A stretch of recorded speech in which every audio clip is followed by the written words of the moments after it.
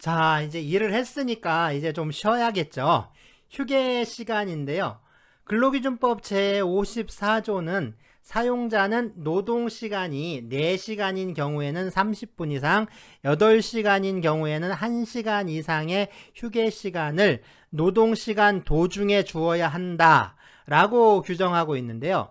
자, 이 휴게 시간은 노동자가 사용자의 지휘 감독이라는 이 노동계약상의 구속으로부터 벗어나는 것을 말합니다. 그래서 휴게 시간은 노동 시간에 포함되지 않아요. 네, 휴게 시간은 노동 시간에 포함되지 않습니다. 자, 그리고 노동 시간 4시간에 대해서 30분 이상, 8시간에 대해서는 1시간 이상의 휴게 시간을 노동 시간 도중에 주도록 하고 있죠. 그러니까 노동 시간이 4시간이 안 될 때에는 휴게 시간을 주지 않아도 되고요. 4시간을 초과해서 8시간 미만인 경우에는 노동시간 도중에 30분 이상의 휴게 시간을 주면 됩니다. 자, 8시간이라면 당연히 1시간 이상을 주어야 하고요. 그러면 이 휴게 시간을 언제 주어야 할까요?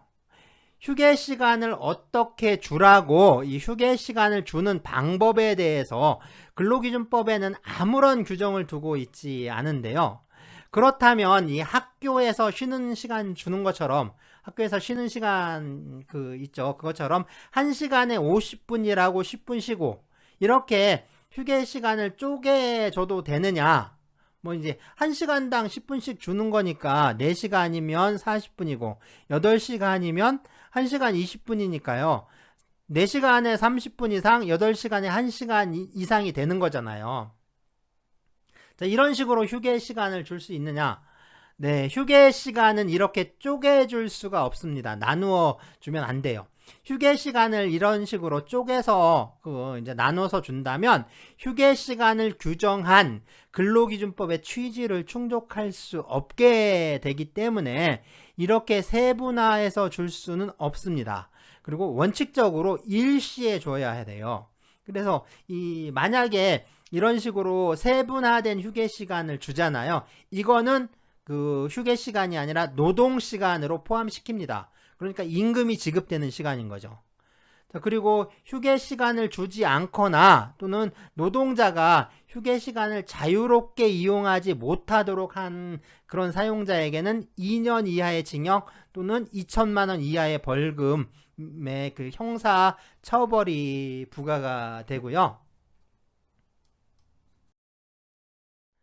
자, 판례는 이 근로기준법상의 노동시간이라 함은 노동자가 사용자의 지휘 감독 아래 노동계약상의 노동을 제공하는 시간을 말하는데 이 노동자가 작업시간의 도중에 현실로 작업에 종사하지 않은 대기시간이나 휴식, 수면시간 등이라 하더라도 그것이 휴게 시간으로서 노동자에게 자유로운 이용이 보장된 것이 아니고 실질적으로 사용자의 지휘 감독하에 놓여 있는 시간이라면 이는 노동시간에 포함된다 라고 판단하고 있습니다.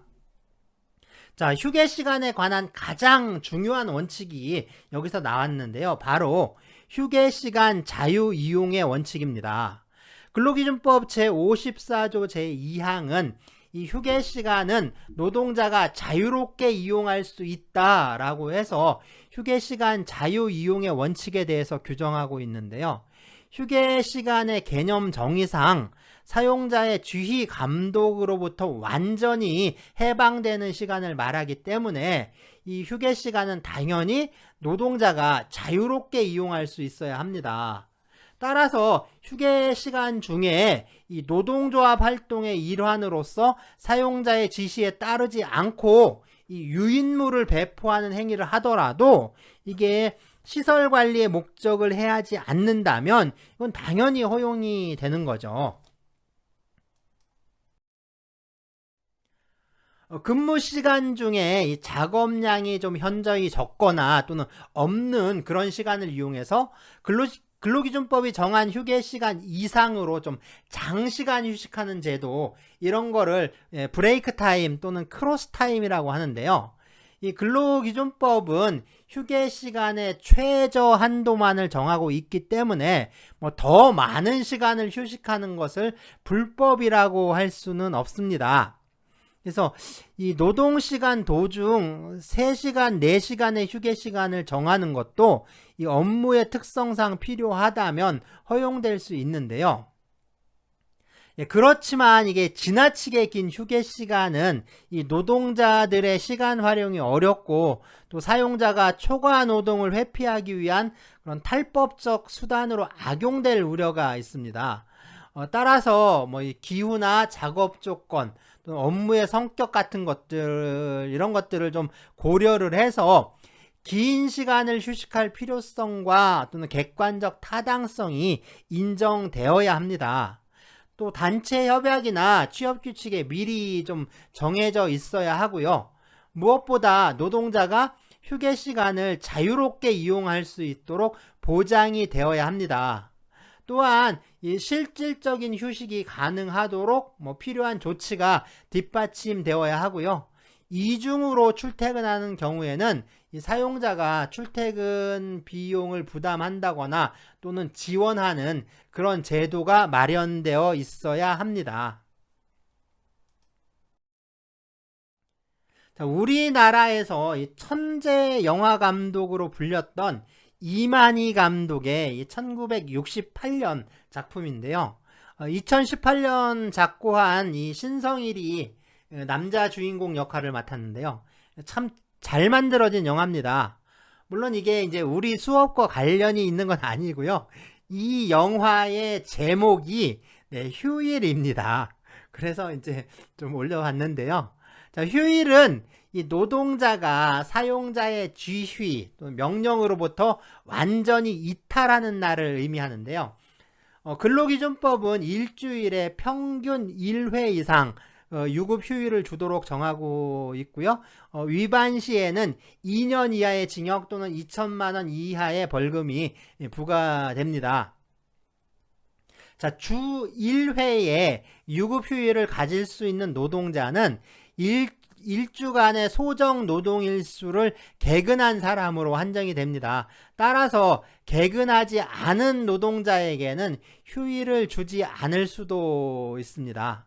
그리고 1회의 휴일은 이게 역법상의 하루를 의미하는데요. 그러니까 달력으로 하루를 의미하는 거죠. 그래서 0시부터 24시까지를 말하는 거라고 할 수가 있습니다.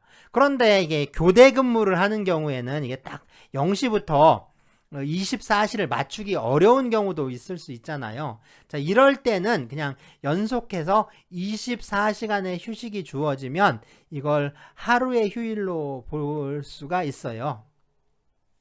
네, 1921년 이 국제노동기구 제14호 협약에서 이 공업적 기업에 있어서의 모든 노동자에게 7일의 기간 중 적어도 한 번 계속 24시간의 휴식을 주어야 한다라고 규정을 했고요. 현재에 와서는 대부분 주휴 2일제, 그러니까 일주일에 이틀을 쉬는 제도죠. 이 주휴 2일제가 좀 보편적으로 채택되고 있습니다. 그러면 휴일은 언제일까요? 자, 휴일은 보통 이 단체 협약이나 취업 규칙에 의해서 특정되는 게 일반적인데요. 반드시 일요일일 필요는 없습니다. 자, 일요일은 휴일이 아니라, 일요일은 휴일이 아니에요. 일요일은 휴일이 아니라 공휴일입니다.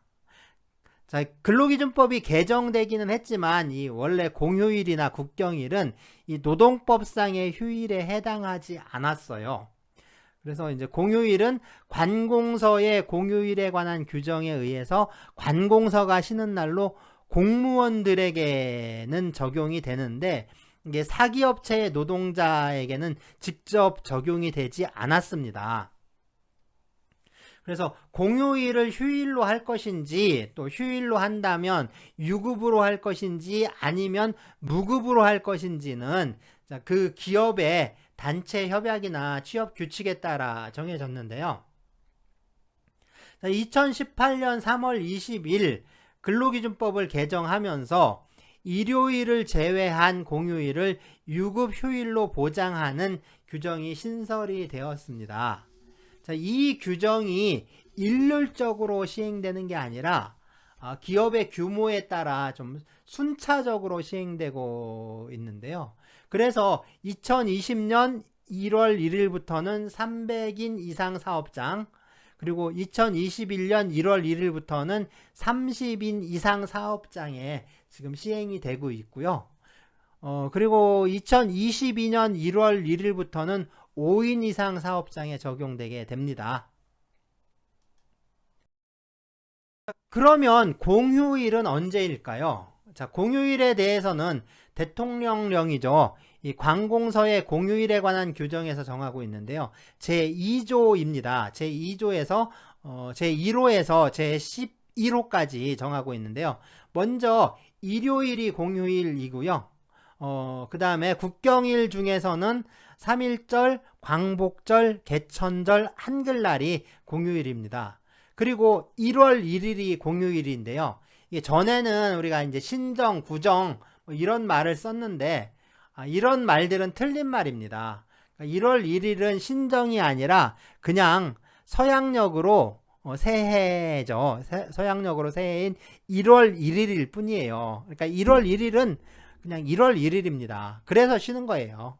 또 설날 역시 이제 구정이 아니라 그냥 설날입니다. 자, 그래서 설날의 전날 그리고 설날 다음 날까지 3일 동안 연휴죠. 이때 역시 이제 공휴일이고요. 또 큰 명절이 하나 더 있죠. 추석이 있죠. 추석. 그래서 추석과 추석 전날 그 다음 날 이렇게 3일 연휴 역시 공휴일입니다. 자, 종교적인 공휴일들이 있죠. 그래서 종교적인 공휴일로는 4월 초파일, 그러니까 음력 4월 초파일이죠. 그래서 4월 초파일, 부처님 오신 날이 있고요. 그 다음에 12월 25일 크리스마스, 기독탄신일이죠. 그래서 이 날이 공휴일이고요. 그리고 이제 5월 5일 어린이날과 6월 6일 현충일이 또 공휴일입니다. 자, 그 밖에도 공직선거법상의 선거일과 정부에서 좀 지정하는 날도 공휴일인데요. 이러한 공휴일 외에 또 대체 공휴일도 있죠. 그래서 이 설날 연휴와 추석 연휴가 공휴일과 겹칠 경우에 그 공휴일이 끝나고 공휴일이 아닌 첫 번째 날, 그날이 이제 대체 공휴일로 쉬게 되고요. 어린이날은 좀 특별한데요. 어린이날이 그러니까 공휴일이거나 또는 토요일과 겹칠 경우에는 대체 공휴일까지 이렇게 쉬게 되죠. 자, 이제 근로기준법 개정에 따라서 이 일요일을 제외한 그 공휴일도 근로기준법상의 휴일로 인정을 받게 되었는데요. 자, 여기서 근로기준법상의 휴일에서 일요일은 지금 빼고 있습니다. 그러니까 이 일요일은 공휴일이지만 꼭 그게 이제 근로기준법상의 휴일이라고 할 수는 없는 거예요. 그러니까 그 기업에서 취업규칙이나 단체 협약으로 일요일을 휴일로 하고 있느냐에 따라서 휴일이 될 수가 있겠죠. 또 하나, 이 토요일은 역시 공휴일이 아닙니다. 주 5일 근무제를 하다 보니까 이 토요일을 쉬게 된 건데요. 그래서 토요일은 공휴일이 아니라 휴무일이라고 많이 부르고 있어요. 자, 토요일 역시 일요일과 마찬가지로 반드시 근로기준법상의 휴일이라고 할 수는 없고요. 자, 그 기업에서 휴일로 하고 있느냐에 따라 달라지게 됩니다. 근로기준법에서 정한 주 휴일 외에 5월 1일 노동절도 이 노동법상의 법정 유급휴일인데요. 그렇기 때문에 노동절에 근무한 노동자에게는 이 유급휴일에 대한 가산임금을 지급해야 합니다. 그렇지만 이 노동절은 법정 공휴일에는 해당하지가 않아요. 그러니까 법정 휴일인데 법정 유급 휴일이지만 법정 공휴일은 아닙니다. 자, 이제 휴가인데요. 예전에는 이 월차와 연차라는 이 두 종류의 휴가가 있었어요. 그래서 이제 연월차라고 했는데 지금은 이제 월차 휴가가 폐지가 됐고요. 휴가 제도는 연차 하나로 통합이 됐습니다. 네, 연차 유급 휴가인데요. 판례는 연차 휴가는 노동자에게 일정 기간 노동 의무를 면제함으로써 정신적, 육체적 휴양의 기회를 제공하고 문화적 생활의 향상을 기하려는데 그 취지가 있다라고 이 휴가의 제도적 취지를 설명하고 있고요. 또 연차 유급 휴가는 이 노동자가 사용자에게 노동을 제공하는 관계에 있다는 사정만으로 당연히 보장받을 수 있는 것이 아니라 1년간 8할 이상 출근하였을 때 비로소 부여받을 수 있는 것이므로 다른 특별한 정함이 없는 이상 이는 1년간의 노동에 대한 대가라고 볼 수 있다라고 하고 있습니다. 그러면서 이 노동자가 연차 유급 휴가를 사용하지 못하게 됨에 따라 사용자에게 청구할 수 있는 연차 휴가 수당은 임금이라고 판단하고 있죠. 자, 연차 휴가는 최초 1년 이상 근무한 노동자에게 15일의 휴가일수가 인정이 되는데요. 다시 말해서 입사한 후 1년이 지나야 15일의 연차 휴가가 발생하고요. 이후에 근속연수 2년당 하루의 휴가가 추가가 됩니다. 그러니까 3년이 되면 하루가 늘어서 16일, 그리고 5년이 되면 17일, 뭐 이렇게 되는 거죠. 이렇게 30년을 근무하면 이 휴가일수는 며칠일까요? 네, 계산을 해보면 아마 29일이 나올 텐데요. 자, 옛날 근로기준법에는 이 연차 휴가에 상한 규정이 없었어요. 하지만 이 근로기준법을 개정해서 이 휴가제도를 변경했는데요. 이때 연차 휴가에 상한 규정을 둬서 연차 휴가는 25일을 한도로 하고 있는 거죠.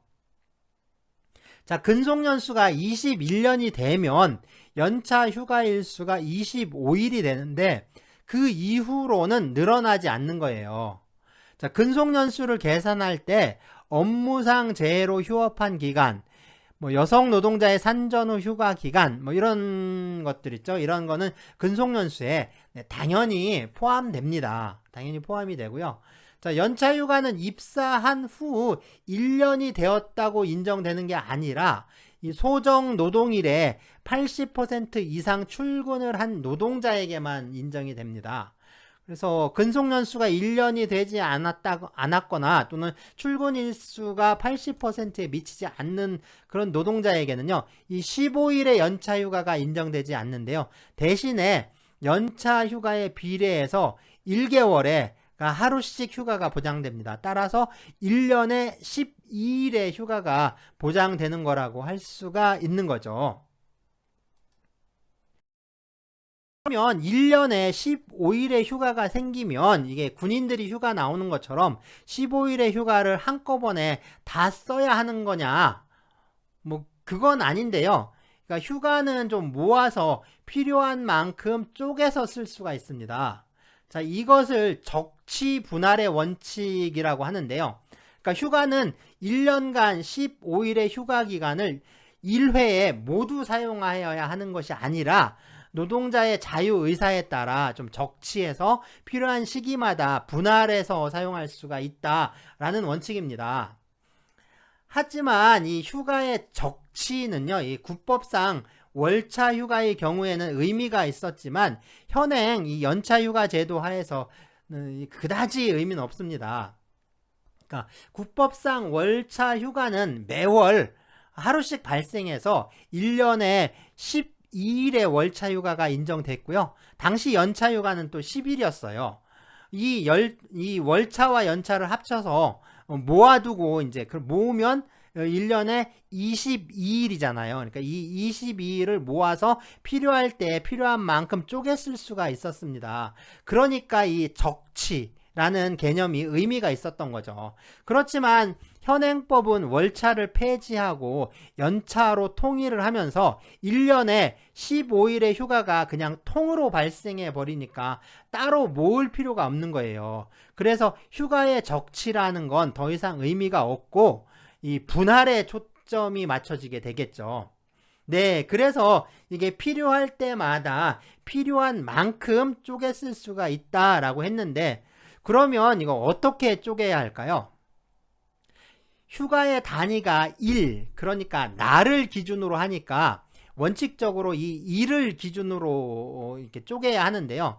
실무에서는 좀 관행적으로 시간 단위로 쪼개는 것까지 좀 허용되고 있습니다. 그래서 하루를 이제 반나절씩 쪼개 쓰는 걸 반차라고 하고요. 이 반차뿐만 아니라 이 반차를 또 둘로 나누어서 사용하는 이거 4분의 1차까지 허용하는 기업도 있는 것 같아요.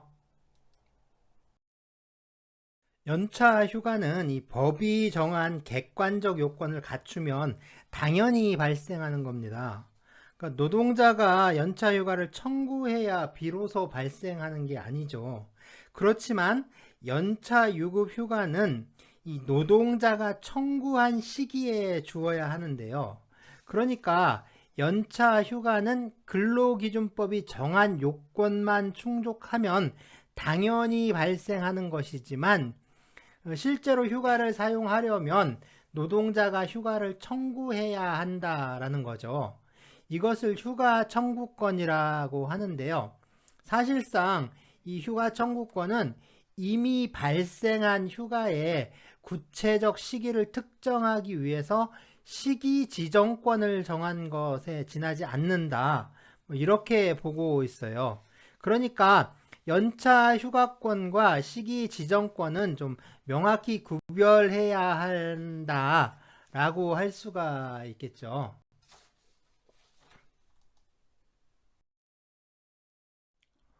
그렇다면 노동자가 휴가를 청구하면 사용자는 이 노동자가 청구한 그때 반드시 휴가를 줘야 하는 걸까요?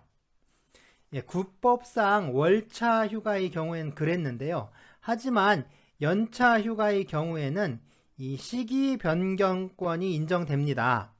그러니까 사용자는 사업 운영에 막대한 지장이 있는 경우에 시기 변경권을 행사할 수 있는데요. 명칭은 시기 변경권이라고 했지만 사용자가 대체 가능한 휴가 일수까지 제시할 필요는 없다라고 해석이 되는데요. 그래서 사실상 휴가 청구권에 대한 거절이라고 이해할 수가 있습니다. 그러니까 노동자가 휴가를 청구하면 이 사용자가 사업 운영에 막대한 지장이 있다라는 이유로 휴가 청구에 대해서 거절할 수 있는 권리라는 거죠. 그리고 거절을 하면서 예를 들어서 노동자가 이제 4월 7일부터 9일까지 휴가를 쓰겠다 했을 때 그때는 회사가 바쁘니까 그 다음 주인 14일부터 16일까지 휴가를 사용해라. 이렇게 휴가 시기를, 그러니까 날짜를 별도로 지정해 줄 필요까지는 없다는 거죠. 예, 말은 시기 변경권이라고 했지만 사실은 휴가 청구를 거절할 수 있는 권리라는 거죠. 휴가 청구권의 소멸시효는 1년인데요. 그러니까 연차 휴가를 사용하지 않고 1년이 경과하면 연차 휴가 청구권은 소멸하겠죠. 그런데 사용자가 이 휴가 시기를 변경하는 바람에 휴가를 사용하지 못하고 1년이 경과하면 어떻게 될까요? 자, 이런 경우에 휴가 청구권은 소멸하지 않습니다. 또 사용자의 귀책 사유로 노동자가 연차 휴가를 사용하지 못한 경우에도 휴가 청구권이 소멸하진 않는데요. 자, 이런 경우에는 1년이 경과하여도 연차 유급 휴가를 청구할 수 있습니다. 그렇다면 사용자의 귀책 사유 없이 노동자가 휴가를 사용하지 않아서 휴가 청구권이 소멸하는 경우에는 이럴 땐 어떨까요? 자, 이미 소멸한 휴가는 다시 사용할 수 없겠죠. 그리고 지난 해에 휴가는 소멸했지만 이번 해에 휴가가 발생했기 때문에 뭐 새로 발생한 휴가를 사용할 수 있겠죠.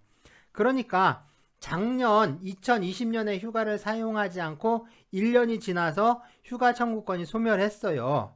그렇다고 휴가가 없어진 건 아니죠. 왜냐하면 2020년에 휴가는 소멸했지만 올해 2021년 휴가가 또 새롭게 발생을 한 거잖아요. 그러니까 2021년 휴가를 사용할 수 있는 거죠. 문제는 연차 휴가를 쓸 수 있느냐 없느냐, 그 문제는 아닌 거죠. 연차 휴가는 소멸했지만 그렇다고 임금 청구권까지 소멸하는 건 아니잖아요.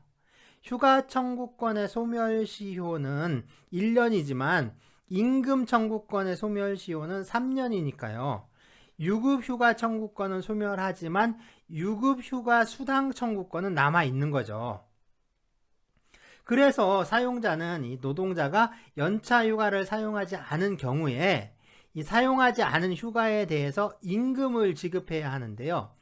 연차 휴가가 유급휴가이기 때문에 그래서 지급돼야 하는 임금 100%, 그리고 휴가일에 출근을 해서 일을 했으니까 그 노동에 대한 대가로서 지급되는 임금 100%, 이렇게 합산을 해서 임금 200%를 지급해야 합니다. 자, 노동에 대한 대가는 매월 급여에 포함되어 있을 테니까 이게 이제 회계연도가 끝날 때 유급휴가 수당 100%만 추가로 지급하면 되겠죠. 그리고 연차 휴가 수당을 지급할 때는 이 초과 노동이나 야간 노동 또는 휴일 노동처럼 임금이 할증되지는 않고요. 또 연차 휴가 수당은 통상 임금으로 지급할 수도 있고 또 평균 임금으로 지급할 수도 있습니다. 노동자들이 집단적으로, 그러니까 쟁의행위의 일환으로 휴가를 집단적으로 청구하는 경우, 이런 경우는 어떨까요? 네, 그럴 수도 있겠죠. 이렇게 연월차 휴가나 병가를 집단적으로 사용하게 되면 파업을 한 것과 똑같은 효과가 나타나겠죠. 자, 이렇게 쟁의행위의 일환으로 휴가를 집단적으로 사용하는 경우를 준법투쟁이라고 하는데요. 준법투쟁의 경우에는 휴가 사용으로 보지 않고 노동쟁의로 파악을 합니다. 준법투쟁은 이 노동자들이 자신의 주장을 관철하기 위해서 법 규정이 요구하는 그런 객관적인 정도와 내용을 벗어날 정도로 좀 법 규정을 엄격히 해석하고 준수한다거나 또는 이 법률에서 정한 노동자의 권리를 좀 의도적으로 또 집단적으로 행사하는 그런 쟁의행위의 한 형태라고 할 수가 있는데요. 그렇기 때문에 이 연월차 휴가나 병가를 동시에 또 집단적으로 사용하는 것도 쟁의행위가 되는 거죠.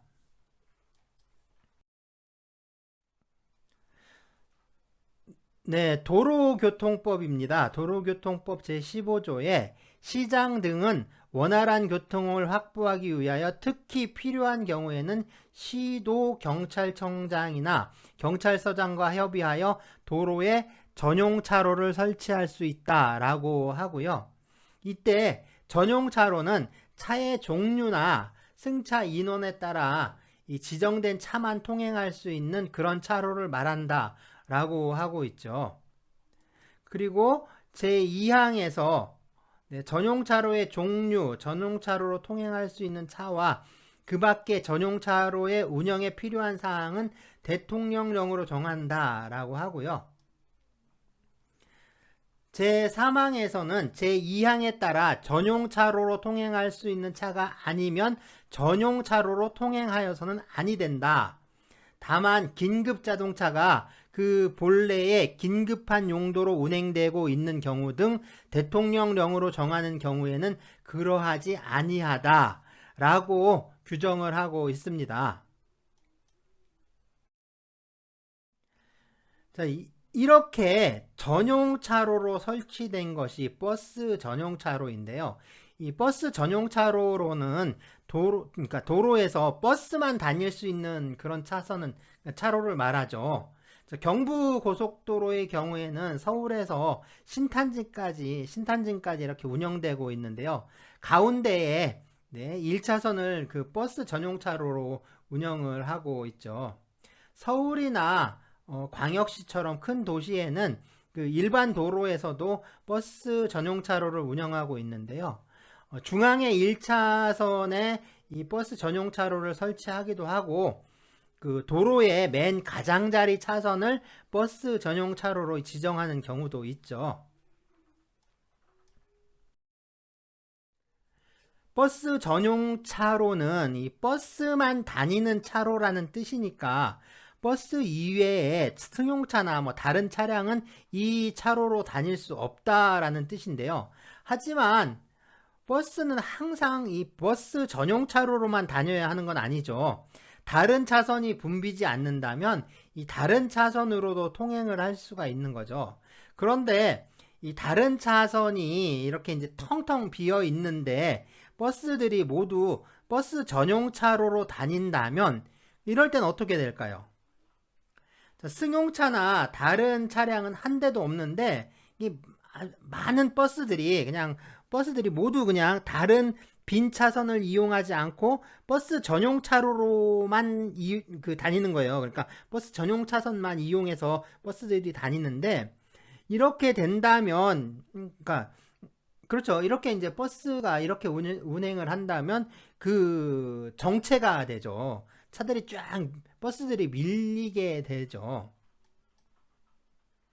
자, 이렇게 또 교통 표지판이 있는데요. 가운데 60이라고 쓴 표지판이 무엇을 의미하는지 다들 알고 계시죠? 이게 이제 제한 속도가 시속 60km라는 의미인데요. 그러니까 시속 60km 이하로만 운행을 하라는 거예요. 그래서 버스들이 버스 이 전용차로로 다니면서 시속 60km 이하로 이제 운행을 하는데 이 60km 이하니까 최고 속도는 제한이 되는데 이 최저 속도는 제한이 없는 거잖아요. 최저 속도에 제한이 없으니까 이 버스들이 그러니까 최대한 천천히 가는 거예요. 사람이 걷는 속도보다 더 느리게 이 버스들이 이제 가는 거예요. 그것도 다른 차선은 다 비어 있는데 버스 전용 차로에서 버스들이 줄 맞춰서 그렇게 이제 천천히 가고 있는 겁니다. 자, 이건 버스가 운행을 하는 게 아니라 그죠? 그냥 시위를 하는 거죠. 사실상 이건 태업이라고 할 수가 있는 거죠. 그렇지만 이 버스는 버스 전용 차로나 도로교통법상의 속도 제한을 지킨 거잖아요. 네, 하지만 이 법의 규정들을 좀 지나치게 또 엄격하게 해석을 한 경우라고 할 수가 있죠. 자, 이런 것들이 바로 이제 준법 투쟁이라고 할 수가 있는데요. 방금 들었던 사례는 이 준법 투쟁의 개념을 설명하기 위해서 좀 억지로 들었던 사례고요. 준법 투쟁이라는 말이 사실은 법 규정을 준수한다는 말인데 그러면 법을 지키는 게 무슨 투쟁이냐? 뭐 이렇게 말할 수도 있겠죠. 네, 그렇게 말하는 사람들도 있습니다. 2019년에 철도노조가 이제 파업을 예고를 하면서 그 준법 투쟁을 벌였는데요. 뭐 다행히 파업이 철회되긴 했는데 어쨌든 준법 투쟁을 벌였습니다. 그 당시 그 열차들의 운행이 지연되고 또 빼먹고 막 그랬는데요. 사실 준법 투쟁이라는 게 그래요. 그러니까 법 규정을 준수하는 것만으로도 태업의 효과가 나온다는 거예요. 이렇게 준법 투쟁이라는 말이나 개념을 통해서 우리나라의 산업 구조라든가 이 노동 구조가 정말 얼마나 이 기본적인 법규조차 지키고 있지 않은지 뭐 이런 걸 알 수가 있는 거죠. 예전에 이 택시 업계에서 준법 투쟁을 좀 많이 벌였는데요. 그 투쟁의 내용이 뭐냐면 그런 거예요. 교통신호 지키기. 안 지키기가 아니라 교통신호 지키기. 과속하지 않기. 또 손님 합승하지 않기. 이해가 됩니까? 이게 투쟁이에요. 교통신호 지켜서 다니는 거. 이게 이제, 이게 이제, 음? 투쟁이라는 게 좀, 그렇죠. 자, 준법 투쟁이란 말 있죠. 준법 투쟁이란 개념이나 말이 바로 이렇게 만들어진 겁니다.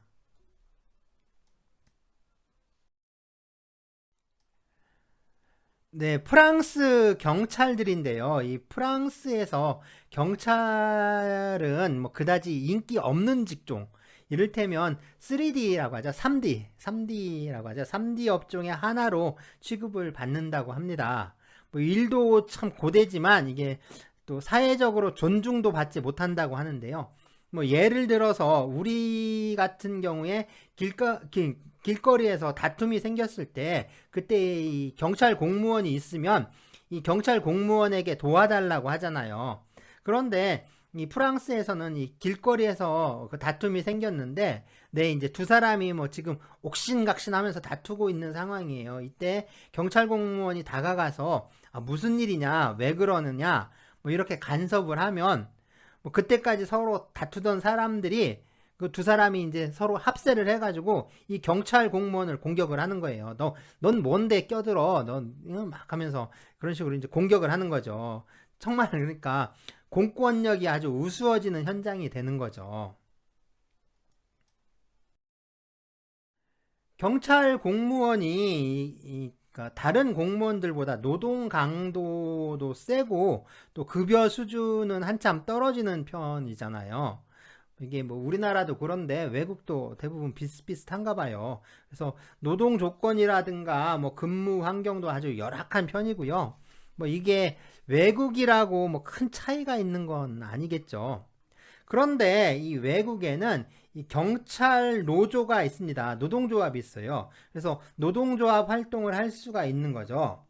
네, 이 도표를 보시면 미국이나 영국, 뭐 독일, 프랑스 이런 외국의 나라들은 모두 경찰 공무원들이 이 노동조합을 결성할 수 있다라는 걸 알 수 있는데요.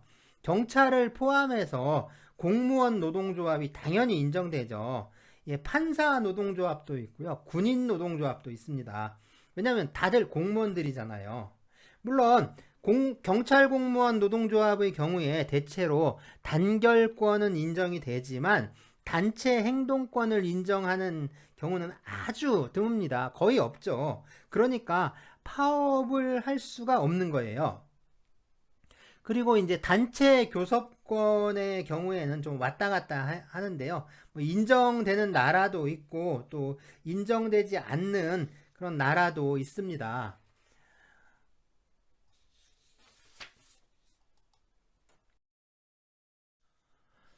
단체 행동권이 없다면 그러면 어떻게 사용자를 좀 압박을 할까요? 그러니까 공무원이니까 사용자는 국가나 지방자치단체가 되겠죠.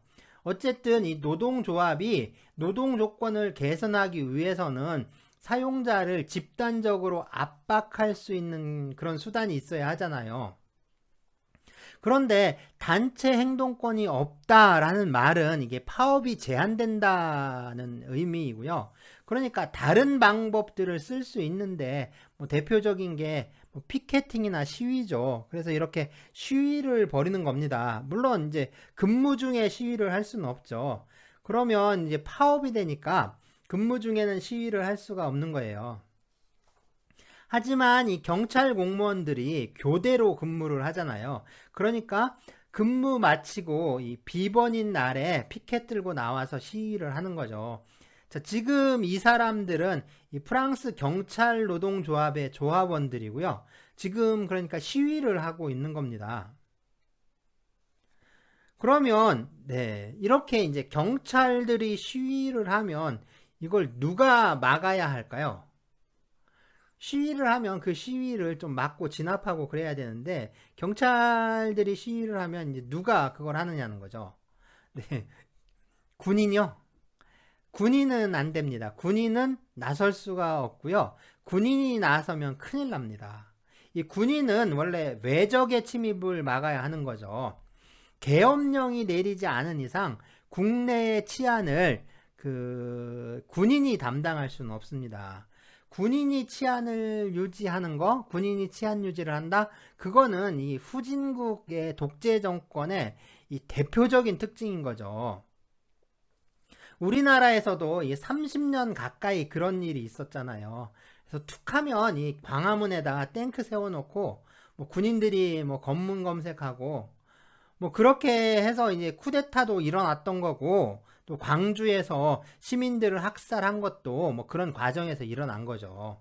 군인들이 막아야 하는 외적을 막지 않고 자신들이 지켜줘야 할 국민을 학살하는 거, 그건 더 이상 군인이 아니죠. 그리고 그건 또 나라도 아닌 겁니다. 그게 무슨 나라겠어요.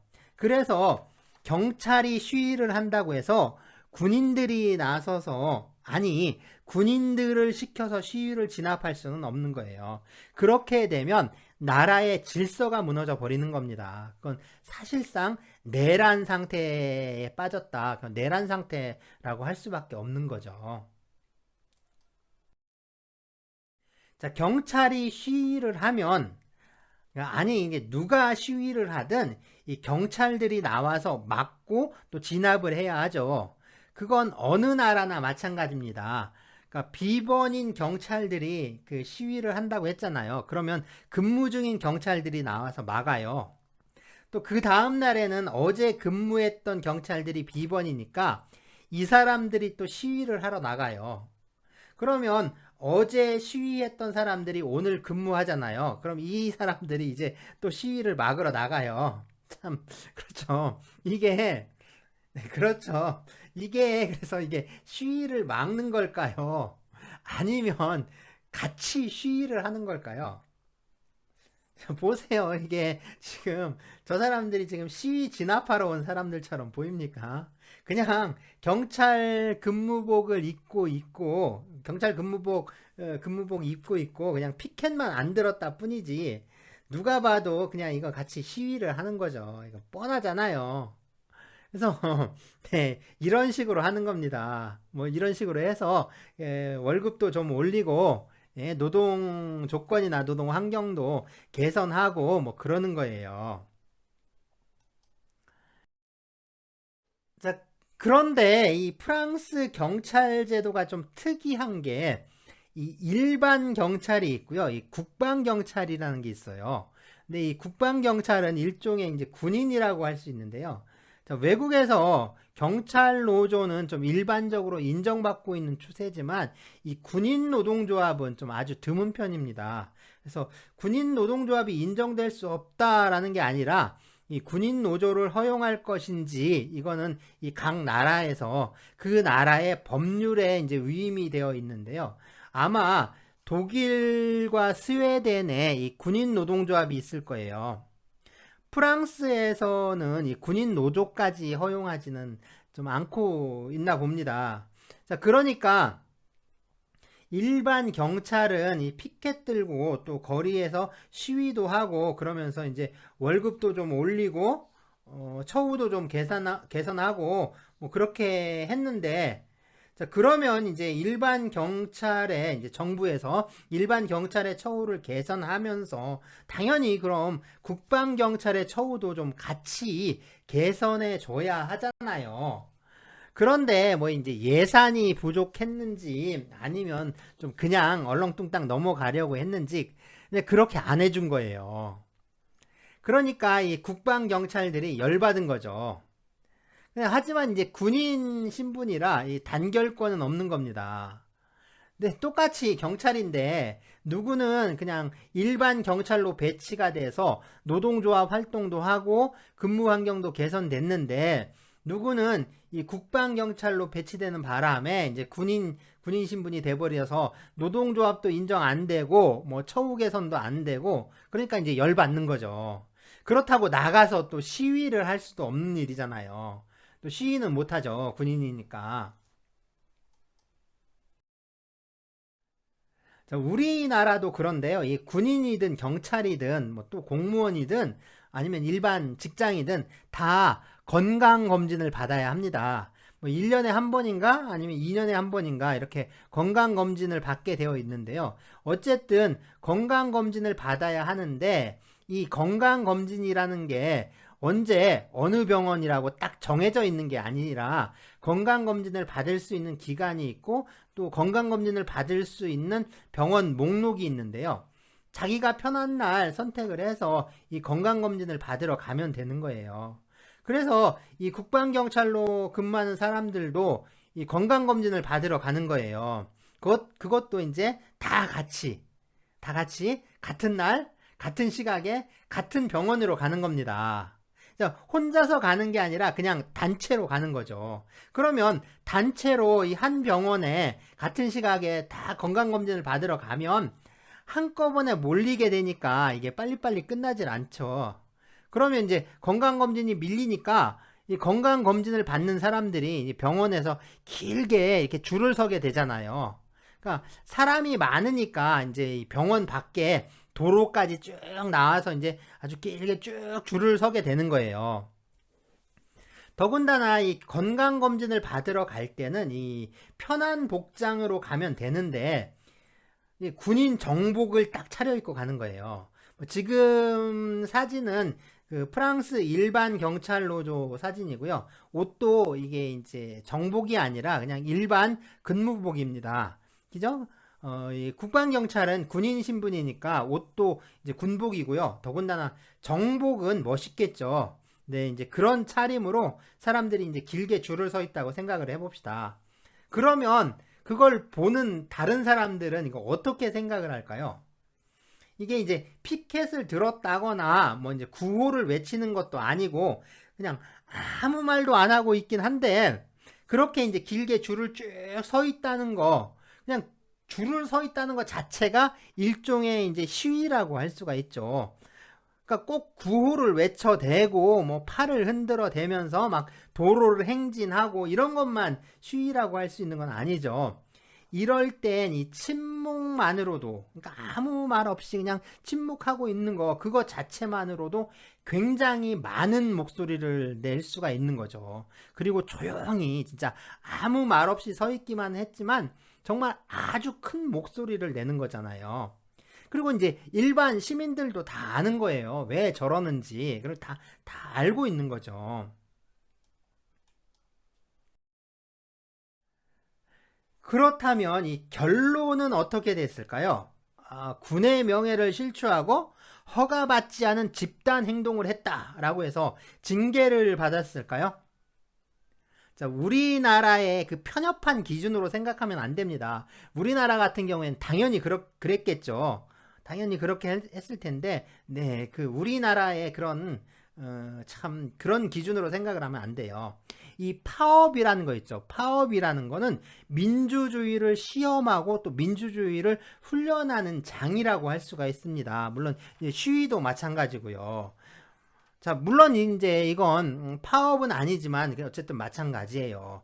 정부도 이제 금방 눈치를 챈 거죠. 그래서 이제 그래서 그렇죠. 이제 월급도 올려주고 뭐 처우 개선도 약속을 하고 뭐 그렇게 했다라는 게 이제 그 뒷얘기입니다. 이게 좀 오래전에 있었던 일이기도 한데요. 자, 바로 이런 게 준법 투쟁이에요.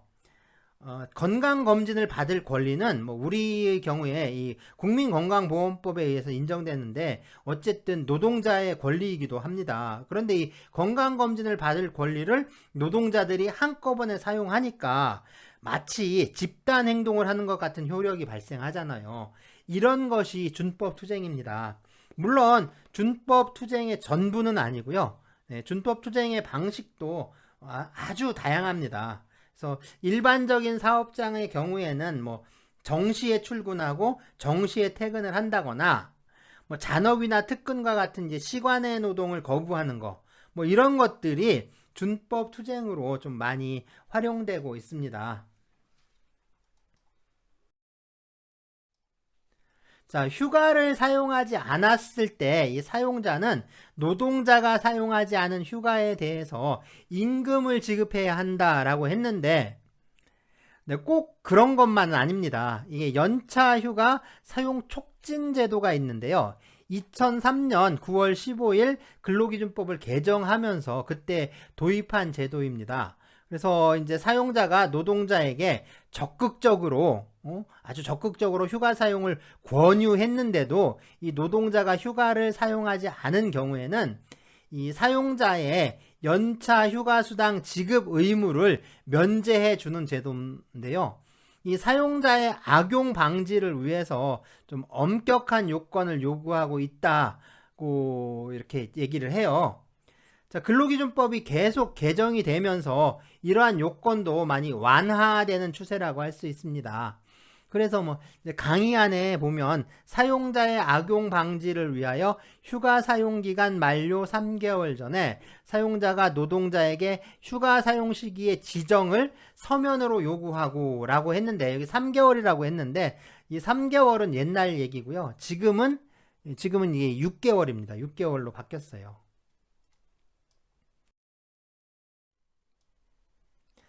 자, 노동계약 기간이 이렇게 존속하고 있을 때 바로 이제 이 시점까지 휴가를 사용할 수 있는 기간이라고 합시다. 그래서 여기까지가 이제 휴가 사용 기간이에요. 그러면 그 만료 기간 6개월 전의 시점에서 10일 이내에 사용자는 그 개별 노동자에게 사용하지 않은 휴가 일수를 알려주고 노동자에게 휴가 사용 시기를 정해서 사용자에게 통보를 해달라, 이렇게 이제 서면으로 촉구를 합니다. 자, 그러면 노동자는 다시 10일 이내에 사용하지 않은 휴가의 사용 시기를 정해서 사용자에게 통보하면 되는데요. 만일에 이 노동자가 그 휴가 시기를 지정해서 통보하지 않으면 사용자는 다시 휴가 기간 만료 2개월 전까지 이 노동자가 사용하지 않은 휴가의 사용 시기를 사용자가 정해서 노동자에게 서면으로 통보하게 되면 노동자가 휴가를 사용하지 않더라도 이 사용하지 않은 휴가에 대해서 사용자는 금전 보상 의무, 그러니까 연차 유급 휴가 수당 지급 의무가 면제가 되는 거예요. 그러니까 연차 수당을 지급하지 않아도 된다라는 얘기가 되는 거죠. 자, 이 제도의 이름이 이 휴가 사용 촉진 제도이긴 한데요. 사실상 휴가 사용을 촉진하는 게 아니라 연차 휴가 수당을 주지 않으려고 고안한 제도일 뿐이라는 거죠. 이게 참 한심하죠.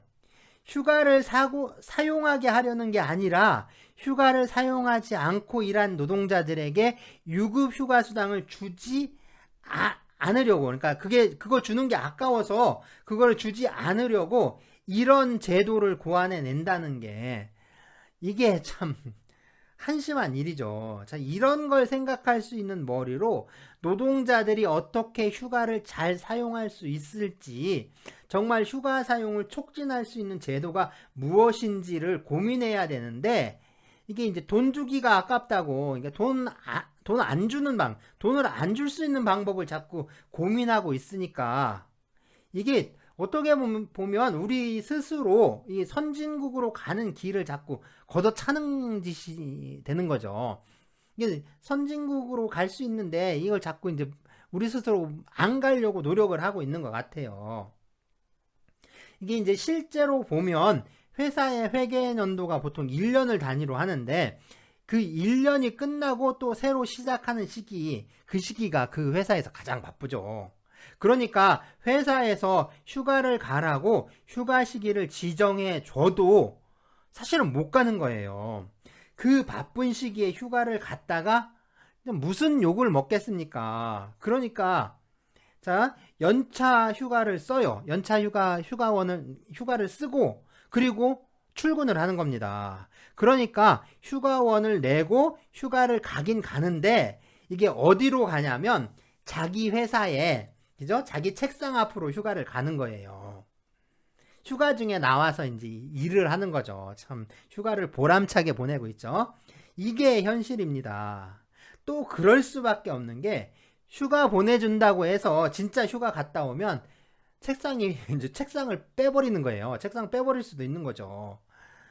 또 그 회계연도 지나니까 바로 노동계약을 갱신해야 하는데 회사에서 노동계약 갱신 안 하겠다 하면 그냥 나와야 되는 겁니다. 자, 이런 경우 있죠. 노동계약 갱신을 안 하면 이건 노동계약이 종료해버리는 거니까 기간이 종료한 거예요. 그러니까 해고에도 해당하지 않아요. 이건 해고라고 부르지도 않습니다. 그냥 회사에서 쫓겨나는 거예요. 그러니까 그죠? 그러니까 울며 겨자 먹는 식으로 울면서 겨자 먹는다고 하잖아요. 그러니까 울며 겨자 먹기 식으로 이 연차 휴가와 연차 휴가 수당을 그냥 다 날려버려야 하는 거죠. 근속연수가 1년 미만인 경우에는 휴가가 매월 그러니까 1일씩 하루씩 인정된다고 했는데요. 이 휴가에 대해서도 작년이죠. 2020년 3월 31일 그 규정을 신설했는데요. 그러니까 일한 지 1년도 안 되는 노동자들의 연차 수당까지 안 주겠다라고 제도를 만든 거예요.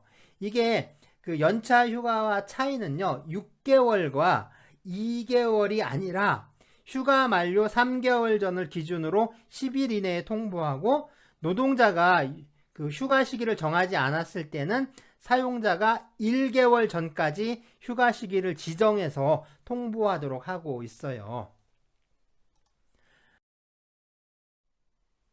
그런데 근속연수가 1년 미만이면 이게 매월 하루씩 휴가가 발생하잖아요.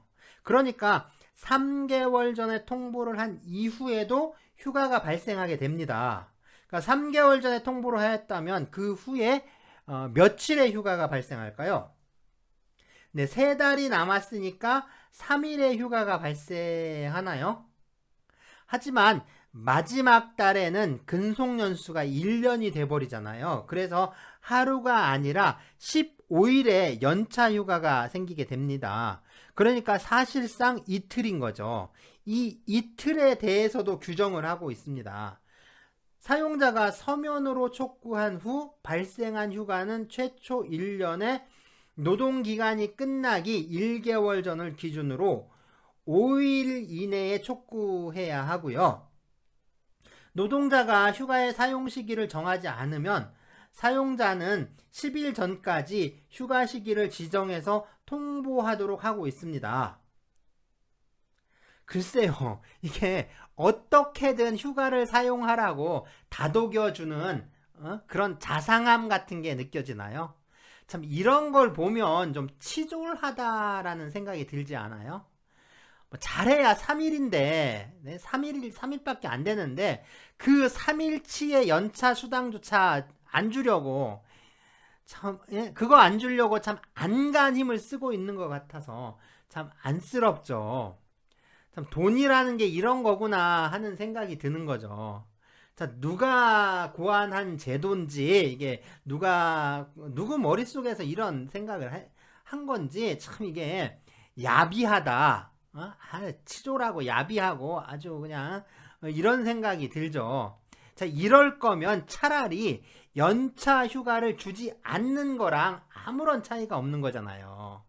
자, 이런 걸 보면 우리나라가 이 전 세계에서 노동 후진국, 노동 탄압국으로 악명을 떨치는 이유가 괜히 그런 게 아니라는 걸 알 수가 있는 거죠.